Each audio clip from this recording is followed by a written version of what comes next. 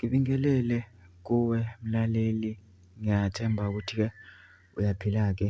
Mina-ke nje ngizocela kuwe-ke laphana-ke ukuthi-ke uma kuwukuthi-ke usamusha-ke kulona-ke ikhasi-ke leli, wenze nje okulungile-ke laphana-ke ungixhase, ungaphumi ungacindezelanga-ke ibhathini usubscribe nje akubizi imali, kumahhala nje ukhiphe nesenti-ke elimnyama-ke elikhonza ukwazi phela ukuthi-ke uqhubeke uthole nezinye-ke iy'ndaba-ke ezinje esisabhanzela ukulethela zona-ke ukufakela zona-ke kulona-ke ikhasi-ke leli.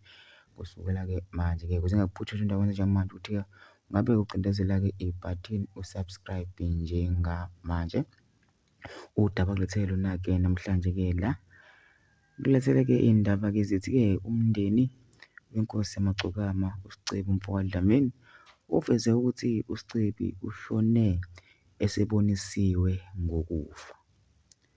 Lo mndeni utshele abezindaba ukuthi uSicebi uke waba nephupho elingaqondakali ngaphambilini.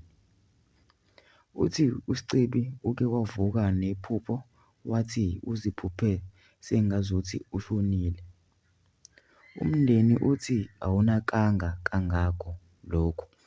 Uthi umndeni ngesikhathi-ke ebatshela lelo phupho abakaze-ke bakunake kangako lokhu, betshela ukuthi nje iphupho nje.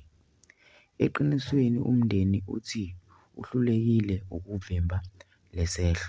Umndeni-ke ngathi-ke usuy'sola wona-ke manje ukuba ukholelwa ekutheni ukube balinaka leliya phupho-ke elavuka noSicebi-ke laphana, kube bathatha iy'nyathelo-ke ngabe hlampe-ke kwavimbeka lokhu okwenzekile-ke lapha ukuthi-ke agcine esedlulile emhlabeni. Ngabe wena-ke uyakholelwa yini kumaphupho, amaphupho akanje? Wena wawuzowenza kanjani? Ngicela lapha nama-comment section futhi usho uvo lakho ukuthi wena-ke ucabangani ngalolu daba lolu, bese wenza okulungile nje ungixhasa, ungaphumi ungacindezelanga-ke ibhathini usubscribe nje akubizi imali, kumahhala nje ukhiphe nesenti-ke elimnyama-ke elikhonza ukwazi phela ukuthi uqhubeke uthole nezinye-ke iy'ndaba-ke ezinje nazo ngikufakela zona-ke kulona-ke ikhasi-ke leli kusukela-ke manje.